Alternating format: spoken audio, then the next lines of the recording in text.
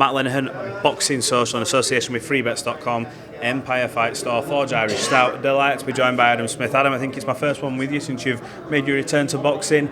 You hear Saudi Arabia, Anthony Joshua, devastating tonight. Just talk me through that knockout. A brilliant finish, spiteful. Spiteful, stunning, clinical, crushing, all the words that spring to mind. He was brilliant, and I'm really pleased for him because I thought his performance against Otto Wallin, I was here for that, back in December, was excellent. I think the relationship with Ben Davison is obviously been a fantastic one for him.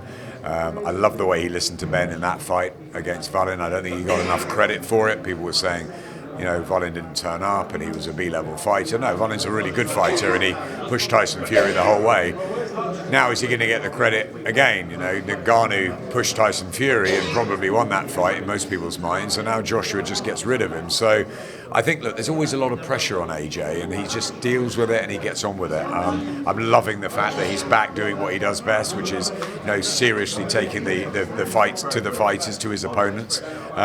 People will complain it was a two-fight novice, but he did what he had to do and he absolutely destroyed him, and it was a brilliant performance. Is that just boxing? You can't really win. If you blow anyone out, it's always an excuse, there's always something. So you got to take it while you can, kind of thing, because whoever he beats, whenever these guys are at a top level, it always seems to be they're either on the slide, not good enough, but then when they lose, it's, oh, you're over the hill. So is that just the double-edged sword that we're living in boxing? Yeah, of course. And I flashbacks to sort of Lewis against Ruddock and Galotta and those sort of early knockout wins that Lennox had. And yeah, sometimes you just don't get the credit for those, but they're highlight reel stuff, aren't they? I mean, I thought the fight was over after the first punch. It was unbelievable right hand down the pipe, and I don't think he ever really fully recovered from it. He went to his corner, he looked a bit wobbly and courageously came out for the second, and then I think it should have been stopped after the second knockdown. So it was, but take nothing away from Joshua's performance. It was devastating, and it was it was nothing for him to gain really from this. It was only just more sort of abuse, and he went in and dealt with it, and he moves on, and that's great to see. And I love the fact that he